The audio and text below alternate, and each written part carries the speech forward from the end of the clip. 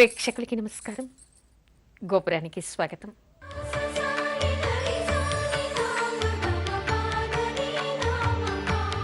ఈరోజు గోపురంలో సాంప్రదాయాలు చెప్పుకునే ముందుగా అర్చనలో మన ఇష్టదైవాన్ని ప్రార్థించుకుందాం.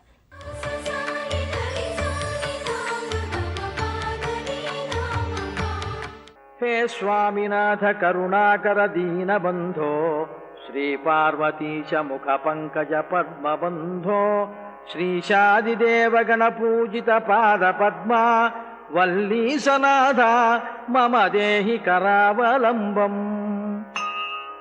దేవాదిదేవసుత దేవగణాధినాథ దేవేంద్రవంద్య మృదు పంకజ మంజుపాద దేవర్షి నారద మునీంద్ర సుగీత కీర్తే వల్లీసనాథ మమ దేహి కరావలంబం. నిత్యాన్నదాన నిరతాఖిల రోగహారిన్ భాగ్యప్రదాన పరిపూరిత భక్తకామ శ్రుత్వాగమ ప్రణవవాచ్య నిజస్వరూప వల్లీసనాథ మమ దేహి కరావలంబం.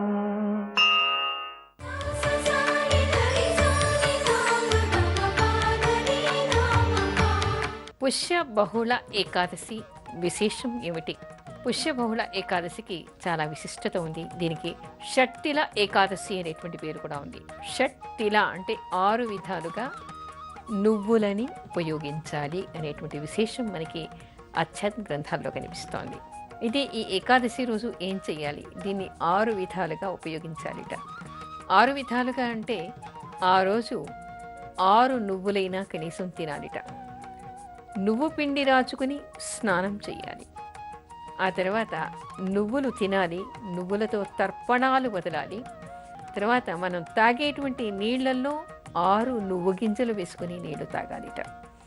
ఆ తర్వాత ఇంటికి వచ్చేటువంటి వాళ్ళకి నువ్వుల్ని దానం చేయాలి. నువ్వులతో పిండి వంటలు చేసి దేవుడికి నివేదన చేయాలి. ఈ విధంగా చేయటం వలన విశిష్టమైనటువంటి ఫలితం కలుగుతుందిట. అంతేకాదు, ఒక కొత్త కంచు పాత్రలో కానీ లేదా రాగి పాత్రలో కానీ తెల్ల నువ్వులు కానీ నల్ల నువ్వులు కానీ వేసి దానం చేయాలిట.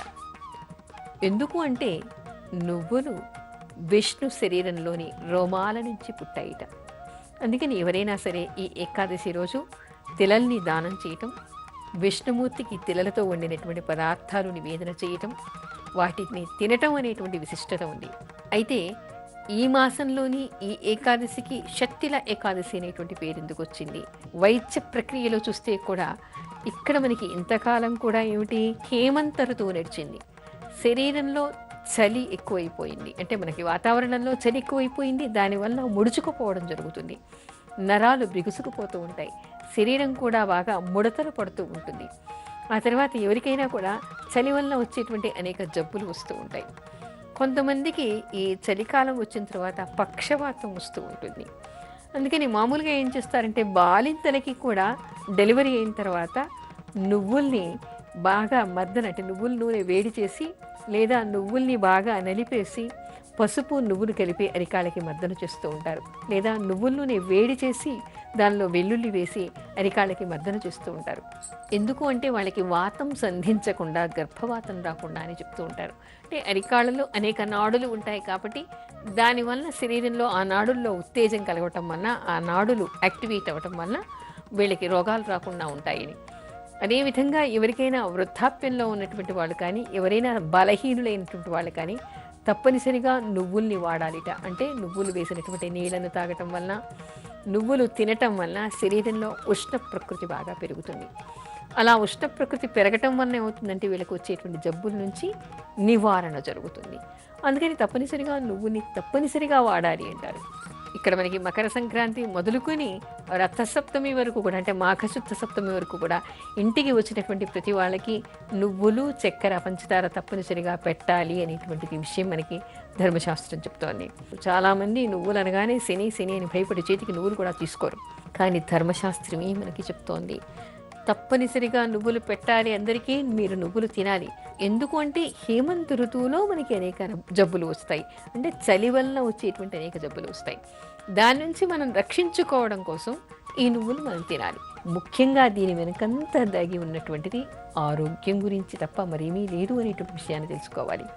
అంటే ఆధ్యాత్మికంగా నమ్మే వాళ్ళకైతే ఇది విష్ణు శరీరం నుంచి ఉద్భవించింది కాబట్టి దీన్ని దానం చేసినా, దీన్ని తిన్నా, నివేదన చేసినా పుణ్యం లభిస్తుంది అంటారు.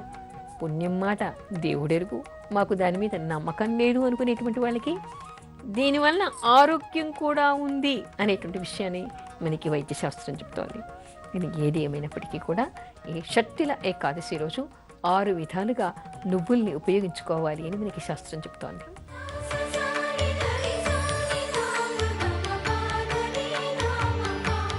పుష్య బహుళ, ఈ సంవత్సరం పుష్య బహుళ అమావాస్యకు ఉన్నటువంటి ప్రత్యేకత ఏమిటి, ఆ రోజు ఏం చెయ్యాలి అనేటువంటి విషయాన్ని తెలుసుకోవాలి.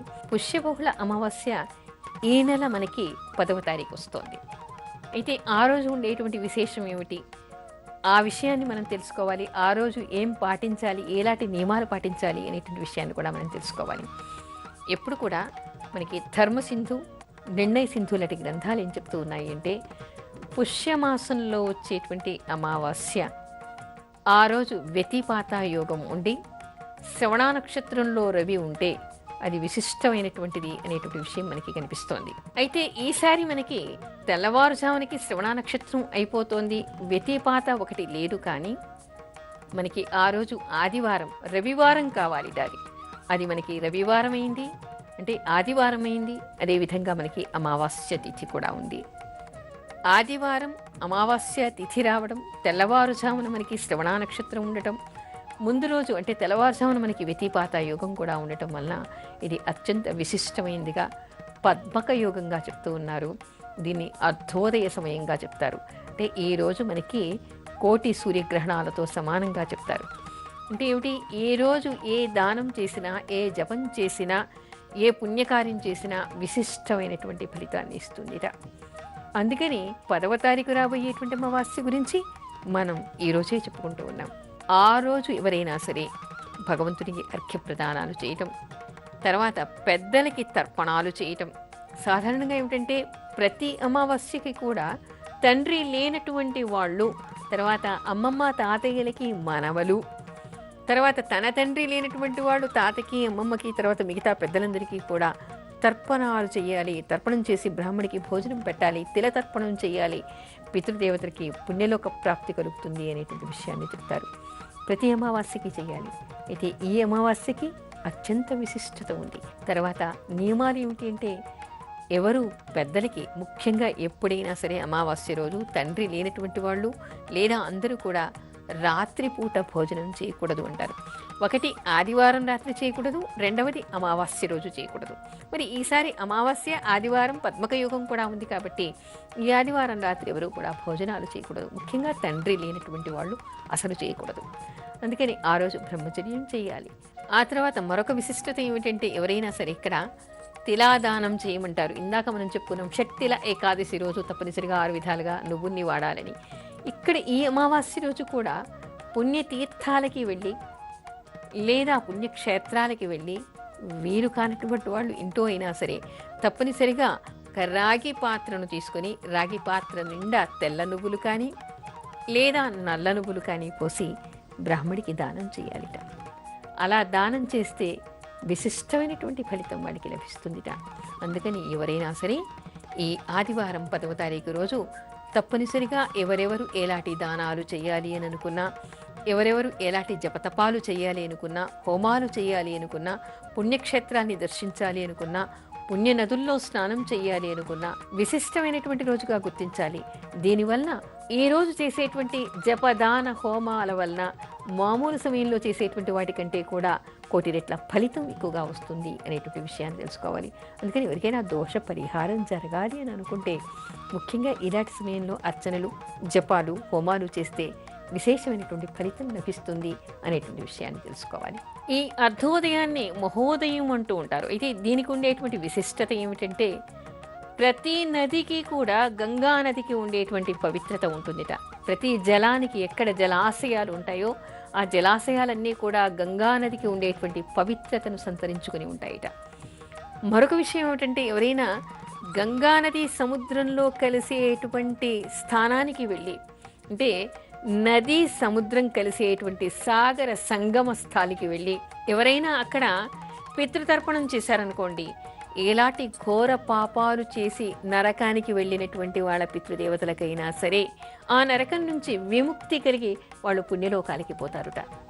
మరొక విషయం, చాలామంది జాతకాల్లో, తప్పనిసరిగా కొంతమంది జాతకాల్లో పితృశాపం కనిపిస్తూ ఉంటుంది.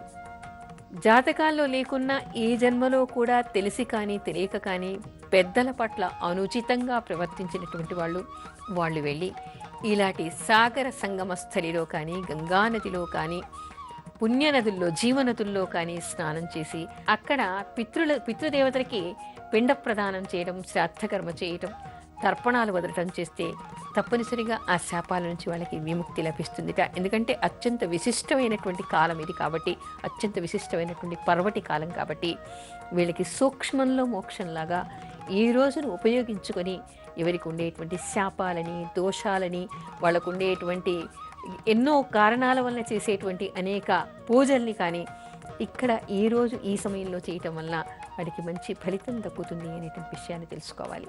ఈ అమావాస్యకి మరొక విశిష్టత కూడా ఉంది. ఏమిటంటే పుష్య బహుళ అమావాస్యకి చొల్లంగి అమావాస్య అనేటువంటి పేరు కూడా ఉంది. చొల్లంగి అనేటువంటిది మనకి మన ఆంధ్రప్రదేశ్లోని తూర్పుగోదావరి జిల్లాలో కాకినాడకి అత్యంత సమీపాన ఉండేటువంటి ఒక ప్రదేశం. ఆ ప్రదేశానికి సంబంధించి దీనికి చొల్లంగి అమావాస్య అనేటువంటి పేరు వాడుకలో ఉంది. అదేమిటి, దానికి ఉండేటువంటి విశిష్టత ఏమిటి అంటే, మనకి సప్త గోదావరి తీరం అంటూ ఉంటాం. కాకినాడ దగ్గర నుంచి 7 పాయలుగా వెళ్ళి సప్త ఋషులు ఒక్కొక్క పాయని సముద్రంలో కలపడానికి తీసుకెళ్లారట. అందుకని సప్త గోదావరి తీరమైంది. ఈ సప్త గోదావరి తీరంలోని ఈ 7 పాయల్లోని ఒక పాయ, ఇక్కడ తుల్యభాగ అనేటువంటి పాయ ఈ చొల్లంగి అనేటువంటి ప్రాంతంలో సముద్రంలో లీనమవుతుంది. అయితే దీనికి ఉండేటువంటి విశిష్టత ఏమిటంటే, ఆ చుట్టుపక్కల ప్రాంతాల వాళ్ళందరికీ కూడా తెలిసినటువంటి విషయం, పిల్లలు లేనటువంటి వాళ్ళు, పిల్లలు కలగాలి అని అనుకునేటువంటి వాళ్ళంతా కూడా సప్తసాగర యాత్ర అని చేస్తారు. అంటే సప్తసాగర్ అంటే 7 సాగరాలు, 7 సముద్రాల్లో స్నానం చేయటం అని ఇక్కడ అర్థం కాదు. ఈ గోదావరి నుంచి వచ్చేటువంటి 7 పాయలు 7 ప్రదేశాల్లో సముద్రంలో కలుస్తాయి. అందుకని వీళ్ళు ఏం చేస్తారంటే, చొల్లంగి అమావాస్య రోజు, అంటే ఈ పుష్య బహుళ అమావాస్య రోజు ఈ యాత్రను ప్రారంభిస్తారు. ఎక్కడ చొల్లంగి అనేటువంటి ప్రాంతంలో తుల్యభాగ అనేటువంటి పాయ, గోదావరి పాయ ఎక్కడ సముద్రంలో కలుస్తుందో అక్కడ వాళ్ళు ప్రారంభిస్తారనమాట. ఏమిటి అంటే, అక్కడ ఏకకాలంలో సంగమ స్థానంలో స్నానం చేయటం అంటే ఏకకాలంలో నదిలోనూ సముద్రంలోనూ స్నానం చేసినటువంటి ఫలితం వాళ్ళకి వస్తుంది. అలా చేస్తూ చేస్తూ ఏమిటి అంటే, మాఘశుద్ధ ఏకాదశి లోపల ఈ 7 పాయలు కూడా సముద్రంలో 7 ప్రదేశాల్లో ఎక్కడెక్కడ కలుస్తున్నాయో ఆ ప్రతి చోట కూడా స్నానం చేసి సంకల్పించుకొని తర్పణాలు వదిలి సముద్రుడికి, నదికి కూడా పూజ చేసి వాళ్ళకి సత్సంతానం కలగాలని చెప్పేసి కోరతారట. అలా పుష్యబహుళ అమావాస్య మొదలుకొని మాఘశుద్ధ ఏకాదశి వరకు కూడా సప్త సాగర యాత్ర అని చేస్తారు. అందుకని ఎవరికైనా పిల్లలు లేనటువంటి వాళ్ళు ఏం చేసినా మాకు కలగలేదు అని అనుకుంటూ ఉంటే మాత్రం ఆ రోజు వెళ్ళి అక్కడ సప్తసాగర యాత్ర వాళ్ళు ప్రారంభం చేస్తే తప్పనిసరిగా వాళ్ళకి కూడా సంతానం కలిగేటువంటి అవకాశం భగవంతుడి అనుగ్రహం వల్ల లభించవచ్చు. అందుకని ఇవన్నీ కూడా గమనించి ఎవరెవరు ఎలాంటివి చేయాలి అనుకుంటున్నారో రేపు 10వ తారీఖు వచ్చేటువంటి అమావాస్య రోజు వాళ్ళంతా కూడా వాళ్ళ కార్యక్రమాన్ని నిర్వహించుకొని వాళ్ళకు ఉండేటువంటి మనోకామనలన్నీ కూడా తీర్చుకోవచ్చు.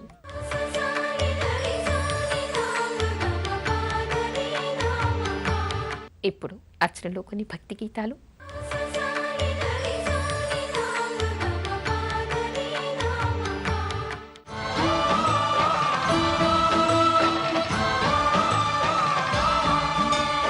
అయ్యప్ప దేవాయ నమః, అభయ స్వరూపాయ నమః,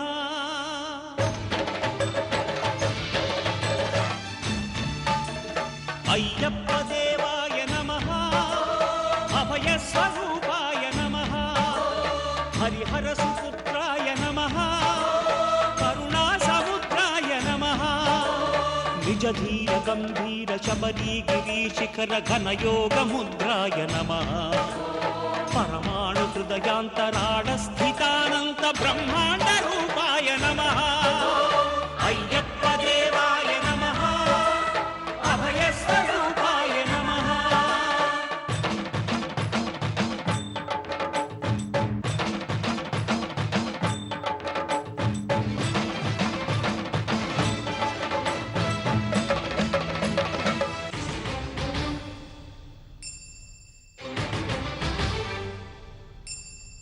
పద్దెనిమిది పడిమెట్ల పైకెక్కి గుడికేగు భక్తులకు ఎదురొచ్చే బంగారు స్వామి ఇరుముడులు స్పృశించి శుభమును దీవించి జన బృందముల చేర జగమేలు స్వామి తన భక్తులనరిల్చు తప్పులకు తడబడి ఒక పక్క ఒరిగెన ఓంకారమూర్తి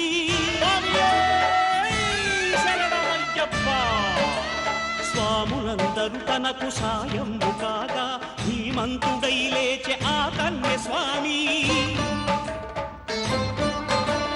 పట్టబంధము వీడి భక్తతతికై పరుగు పరుగున వచ్చే భూమిపైకి నరుడై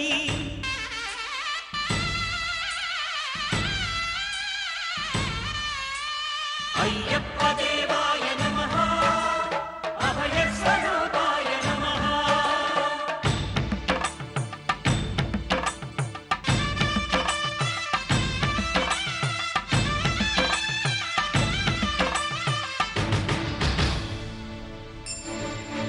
ఘోరకీకారణ్య సంసార యాత్రికుల శరణు ఘోషలు విని రోజు శబరీష పాపాలు దోషాలు ప్రక్షాళనము చేయు పంపా నదీ తీర ఎరుమేలి వాస నియమాల మాలతో సుగుణాల మెట్లపై నడిపించి కనిపించు అయ్యప్ప స్వామి మకర సంక్రాంతి సజ్జోతివై అరుదెంచి మహిమలను చూపించు మణికంఠ స్వామి కర్మబంధము బాపు ధర్మశాస్త్ర కలిభీతి తొలగించు భూతాధినేత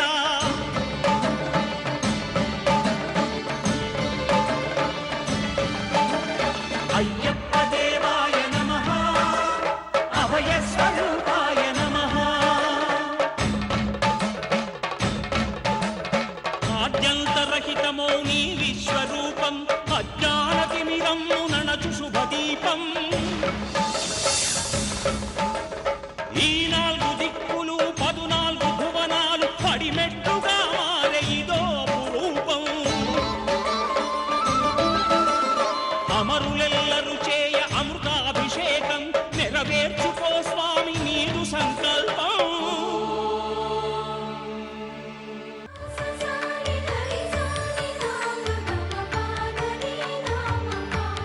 గోపురంపై మీ అమూల్యమైన సలహాలు మాకు తెలపండి.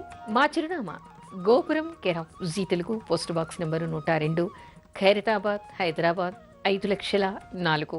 మా ఈమెయిల్ ఐడి gopuram.ztelugu@gmail.com. తిరిగి రేపటి గోపురంలో మరికొన్ని సాంప్రదాయాలు చెప్పుకుందాం. అంతవరకు సెలవు. నమస్కారం.